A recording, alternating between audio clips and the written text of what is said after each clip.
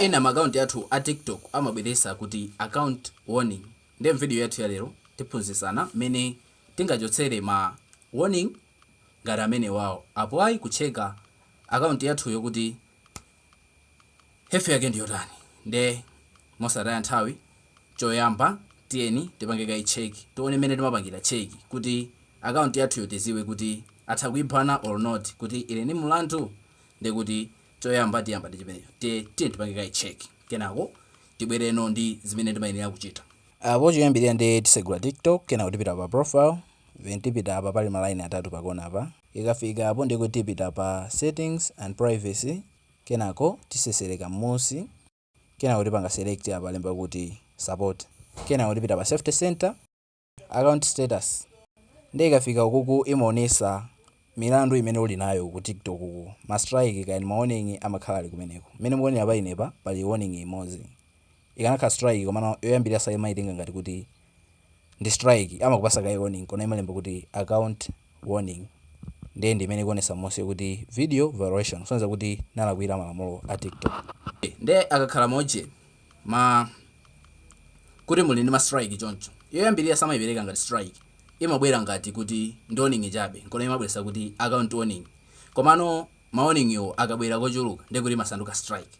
Ndi ma strike yo akachuluka zimapangisa kuti account yanu ya TikTok ayiphaniretu. Ndi akayiphana basi imakhala kuti yapita.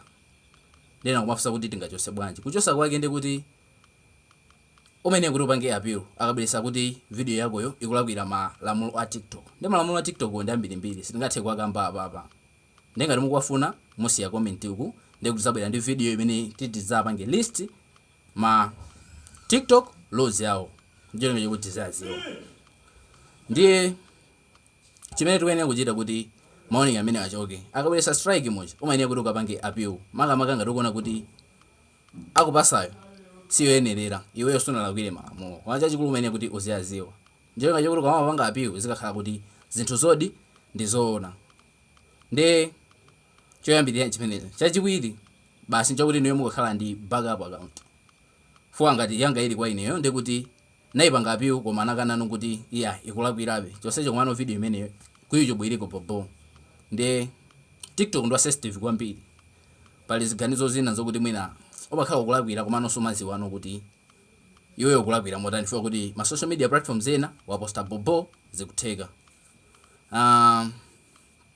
Ndiye chimene imayenera kuchita nchokuti amene wawo akapitirira nchokuti account yakoyo amaibana. Ndiye wewe kuti upewe zinthu ngati zimenezi umayenera kuti ukhale ndi backup account. Chifukwa yake ina amatha kupanga ma account awiri a TikTok.